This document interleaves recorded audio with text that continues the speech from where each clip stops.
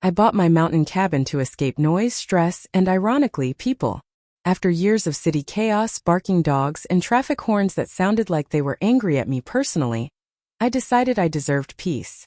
My cabin sat halfway up Ridgeview Mountain, surrounded by pines so tall they looked like gatekeepers. The air tasted fresh, cold, and completely free of HOA politics. Or so I thought. Down the mountain, I owned a second home in Crestwood Estates, a suburban neighborhood controlled by one of the most notoriously dramatic HOAs in the state. I lived there part-time. The HOA president, Linda Carmichael, which is HOA language translates to Karen Prime, had appointed herself neighborhood goddess. If she could have required neighbors to bow when she walked by, she absolutely would have. For months, I escaped her tyranny by spending weekends at my cabin. No monthly violation warnings, no letters about grass tone deviations, no neighbors measuring fence heights with rulers like snitches in training. Just me and the wind. Unfortunately, Karen noticed. One day, I returned to Crestwood to find a bright neon orange paper taped to my door titled, "Mandatory Presence Notice. You have been absent too long." According to Karen, residents must be seen regularly to maintain community unity. Basically, how dare I have a life? I shrugged it off, but Karen never shrugged anything off. Little did I know, the simple act of enjoying my own cabin would trigger a chain reaction of HOA insanity, petty escalation, and eventually, the police being called on my own mountain. And trust me, the fun hadn't even started. It began with a white envelope placed so perfectly in the center of my doorstep, you'd think NASA coordinated it. Inside was a letter dripping with HOA superiority. "Dear resident, we have noticed an unapproved structure on your property. Please remove immediately. HOA Enforcement Division." I blinked. What unapproved structure? Then I realized they meant the garden gnome. His name was Frederick. He was cute, round, and held a tiny welcome sign. Hardly a threat to national security. I walked outside just in time to see Karen standing across the street with binoculars. Yes, binoculars. She lowered them dramatically like she was in a spy movie. "Jonathan," she called, "your gnome is causing disturbance. Children are frightened. The HOA aesthetic guidelines disallow whimsical figures." Whimsical figures. Meanwhile, she had a 12-foot inflatable Santa every December. I stayed calm. "Karen, it's a gnome. He's not whimsical. He's mildly polite. Rules are rules," she snapped. "And your long absences are raising concern. People wonder where you disappear to." I did not owe her the GPS coordinates of my existence, so I ignored the jab. But she didn't ignore anything. The next morning, letter number 2. "Your mailbox does not match the community color tone requirements." What tone? It was literally black. The same black it had been when the HOA approved it years ago. Letter number 3 arrived at 8 p.m. "Your lawn appears too natural." Natural. Grass was too grassy. I realized the HOA wasn't concerned about rules. Karen was concerned about me. More specifically, my trips up the mountain that she knew absolutely nothing about. And Karen hated not knowing things. This wasn't about a gnome. This was about control. And the storm was coming. The next week, weird things started happening. Every time I stepped outside, someone peeked at me through curtains like they were in a low-budget horror movie. People walked slower past my house. Twice, I caught a neighbor pretending to water the same plant for over 5 minutes while staring at my windows. Then came the group text. At 6 a.m., my phone buzzed with a Crestwood Estates HOA broadcast. "Good morning, neighbors. Due to concerning behaviors observed on Lot 42, a neighborhood watch subcommittee has been formed for everyone's safety. President Linda C. Lot 42 was me. They formed a surveillance committee because I went camping." Later that day, Karen strutted up my driveway wearing her HOA badge. Yes, she had a self-made badge. "We've noticed your absences, Jonathan," she said. "They are irregular, and irregularity equals risk." "Risk of what?" I asked. She crossed her arms. "Suspicious activity." Who knew hiking qualified as suspicious? I told her politely to have a reasonable day somewhere else. She didn't like that. 2 more violation letters appeared within 24 hours. One for having a non-regulation wind chime. The other for failure to maintain consistent porch lighting brightness. Apparently my light bulb wasn't bright enough to please the HOA gods. That night, I vented to my friend Mark, who laughed so hard he nearly choked. Dude, you should document all this. Karen's going nuclear. So I started a folder called HOA Nonsense. Screenshots, photos, letters, timestamps. I knew Karen. She was escalating. And when Karen escalates, things get petty, ridiculous, and dangerous. And sure enough, she took it beyond the neighborhood. One Saturday morning, I headed up to my cabin. It was foggy, peaceful, and smelled like pine-scented therapy. But when I arrived, I noticed something odd. A white sedan parked at the base of the trail. A woman stepped out. Karen. She had followed me. Her first words? I knew it. You're living off-grid. Suspicious activity confirmed. Suspicious activity equals living on land I owned. I stayed calm. Karen, what are you doing here? This is community business, she declared. The HOA has authority to inspect suspicious properties connected to residents. I burst out laughing. The HOA has zero authority outside the Crestwood neighborhood. This is private land. She pulled out a clipboard like it was a weapon. You cannot have an unregistered dwelling in a non-development zone. My cabin is fully legal and inspected. Well, she sniffed, I will need to verify that. She tried to walk up my mountain trail like she owned the place. She got 10 steps before tripping on a rock and blaming the rock. This terrain is hazardous, she shouted. It's a mountain, I replied. She stormed back to her car and sped off, throwing dust everywhere like a villain fleeing an unsuccessful scheme. 2 hours later, I got an HOA email. Urgent. Your off-site structure violates community presence regulations. A formal investigation has begun. They were investigating my cabin that wasn't even in the HOA. I knew this was going to spiral, but I didn't expect her next move, involving law enforcement. That's when it officially went from annoying to insane. 2 days later, I was at my cabin chopping wood. Yes, I was fully leaning into my mountain man era. When I heard tires crunching on gravel, a police SUV pulled up. I sighed. Of course.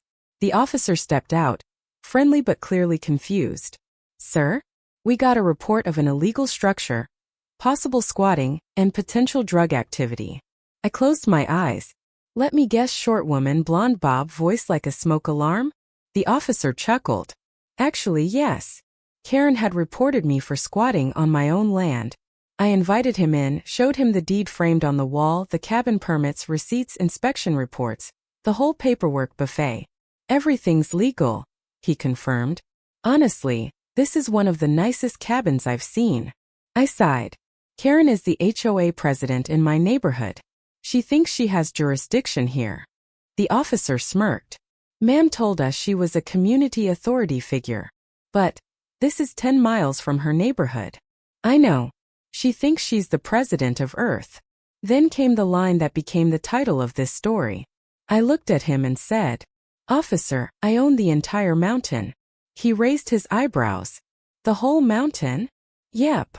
I showed him the boundary map, 62 acres of private land. Well then, he said, I'll file this as a false report. Karen was going to hate that. As the officer left, he added, Also, she's waiting down the road. Of course she was. I walked out to meet her, and the confrontation was glorious. Karen stood at the roadside like she was protesting my existence. The moment she saw the officer leaving, she stomped toward me. Did he remove you? She demanded. I stared. Remove me from my own mountain? This is not your mountain, she shouted. It is unregistered land. It's registered. To me. I checked the HOA boundary map, she snapped. Karen, that map covers a neighborhood. Not the county. Not the state. Definitely not a mountain. She huffed. You can't just own a mountain. Well, I do. Her face froze in a priceless mix of confusion, denial, and pure HOA rage. If she had superpowers, lasers would have shot from her eyes. You are intentionally undermining the HOA's regulatory authority, she accused. You followed me here. She rolled her eyes. As president, I am required to track resident activity. No, Karen. That's called stalking. Everything I do is for the community, she shouted. People are concerned about your disappearances. I go camping. That's what someone hiding something would say. I laughed. Karen, the officer just told me you filed a false report. Leave my property. My property rights override your location, she shrieked. That sentence made zero sense. She marched back to her car screaming into her phone. They're siding with him. They always side with men. This is discrimination against HOAs.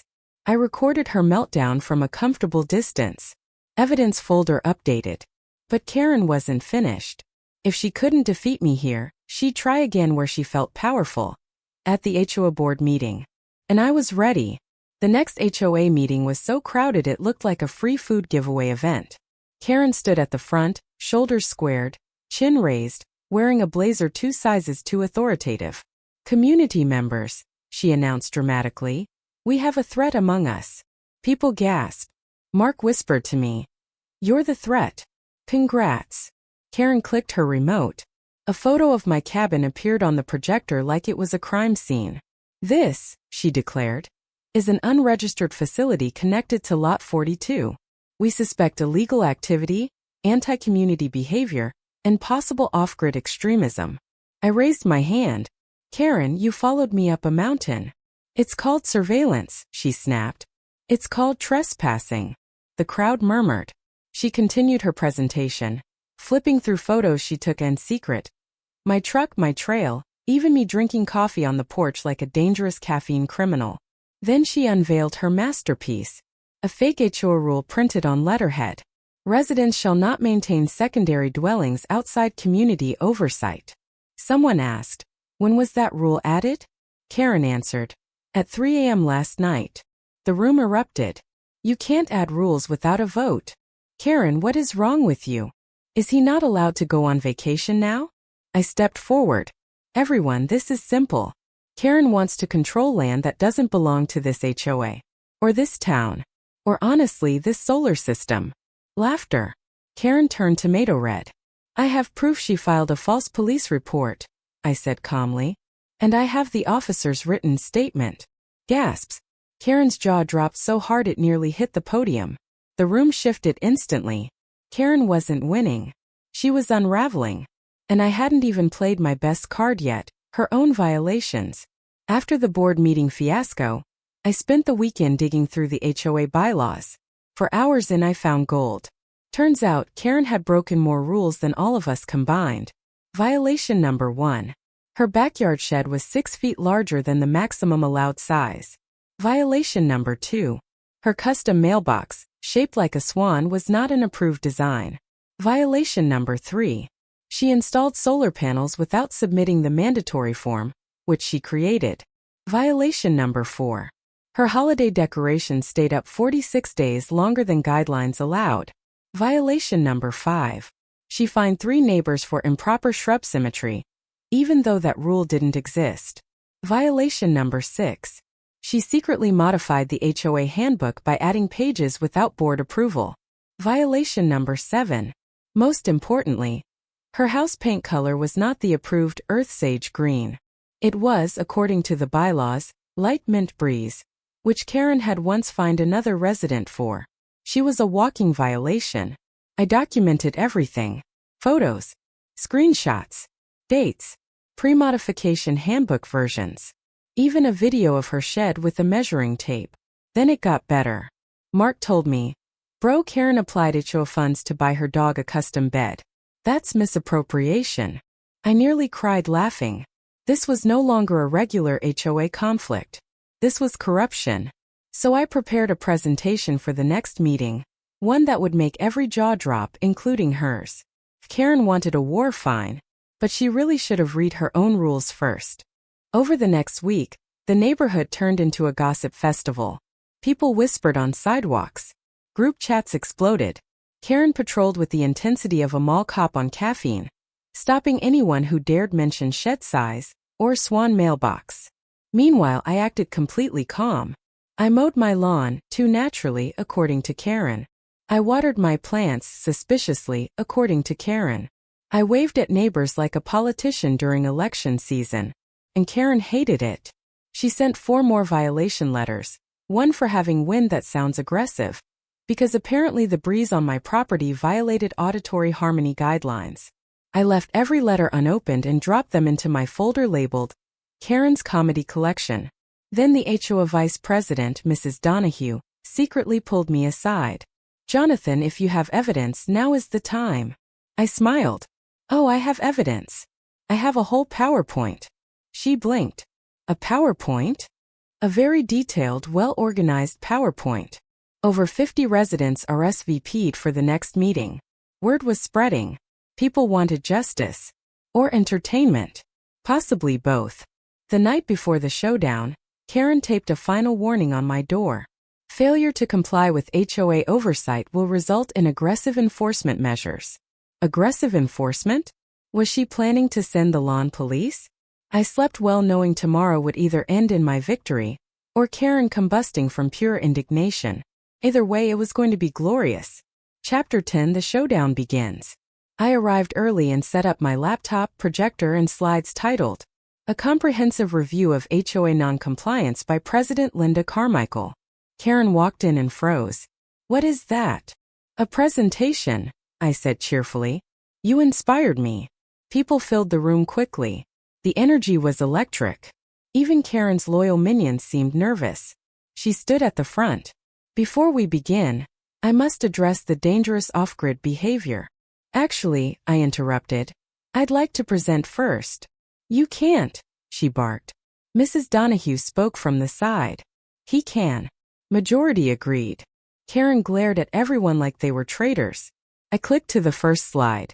A photo of her illegally large shed. Violation 14B. Maximum shed size is 96 square feet. Karen's shed? 142. Gasps. Karen's mouth tightened.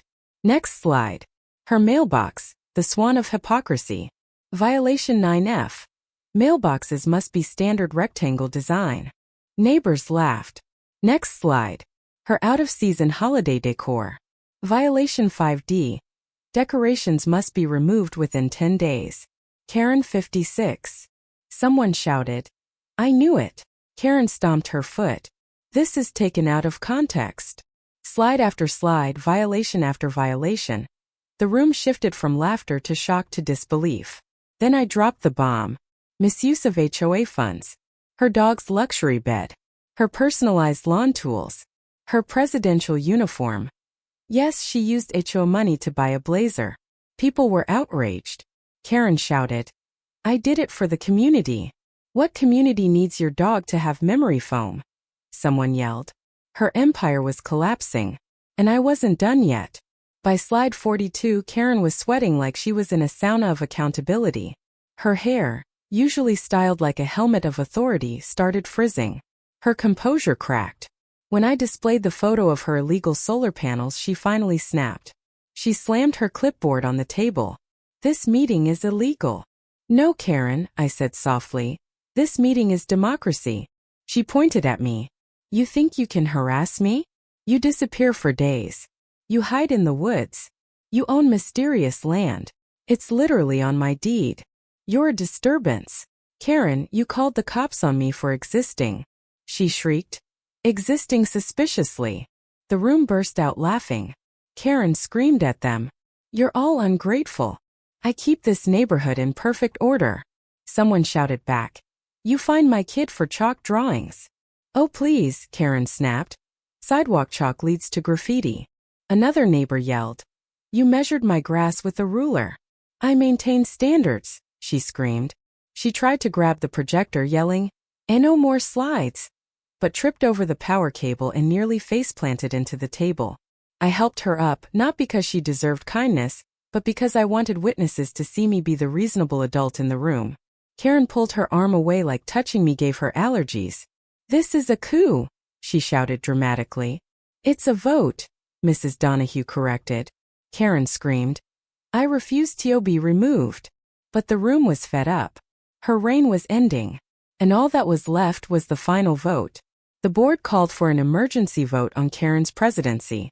Karen tried to halt it by yelling, "Point of order," every 5 seconds, but the room ignored her like she was a malfunctioning fire alarm. Mrs. Donahue cleared her throat. "All in favor of removing Linda Carmichael as HOA president, please raise your hand." Hands shot up instantly. Dozens. Mine included. All opposed. Karen raised both hands, waving wildly. I oppose. I strongly oppose. But she was alone. Mrs. Donahue nodded. The motion passes. Karen screamed like someone unplugged her from the HOA power source. You can't do this. I am the HOA. No, Linda, Mrs. Donahue said gently. You were the HO. Past tense. Karen stormed toward the door but paused to glare at me. This isn't over. I smiled. Actually, it is. The room applauded. People shook my hand. Mark whispered. Bro, that was legendary. PowerPoint victory. Even the treasurer, Mr. Patel, approached me. I have never enjoyed a meeting so much. Karen slammed the door behind her so hard a picture frame rattled. Peace washed through the room. But the best moment? Mrs. Donahue turning to me and saying, Jonathan, would you like to help revise the HOA rules? We could use someone reasonable. Me? On the board? I laughed. Sure. As long as we ban binocular surveillance. The room cheered. Karen's tyrannical era had ended. And there was just one chapter left, the final resolution. Life after Karen was blissful. The HOA abolished half the nonsense rules. Garden gnomes became legal. Mailbox colors expanded. Decorative freedom flourished. A neighbor even installed a flamingo in their yard out of sheer celebration. Best of all, no more violation letters taped to my door. Karen, on the other hand, moved out of the neighborhood 3 weeks later.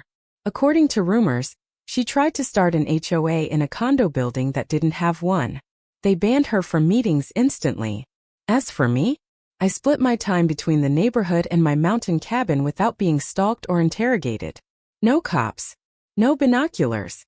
No HOA spies pretending to water plants. One weekend at the cabin, Officer Daniels, the same cop from earlier, drove up just to check in. He laughed. Heard you took down the neighborhood dictator. I shrugged. All in a day's work. He pointed at the mountain view. Still yours. Every inch. He smiled. Good. Some things deserve peace. Later that evening I sat by the fire, warm drink in hand, thinking about everything. Karen had tried to control my life. My home. My time. Even my mountain. But in the end she exposed herself. Her downfall wasn't my doing. It was her obsession with control. I didn't just win against Karen. The whole community did. And as the sun set behind my trees, casting gold across the ridge, I felt something I hadn't felt in months. Freedom. No HOA drama. No threats. Just me, my cabin, and my mountain. Exactly how it was meant to be.